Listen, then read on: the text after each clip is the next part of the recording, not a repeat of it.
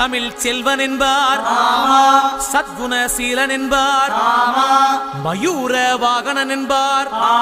மருதமலை ஆண்டவன் என்பார், சென்னிமலை சுவாமி என்பார், சிவன்மலை வேலா என்பார், ஞானபடி வேலன் என்பார், வேலாயுத சுவாமி என்பார், தேவாதி தேவன் என்பார், ஸ்கந்த குரு என்பார், அவ்வையிடம் ஆசி பெற்றவனாம்,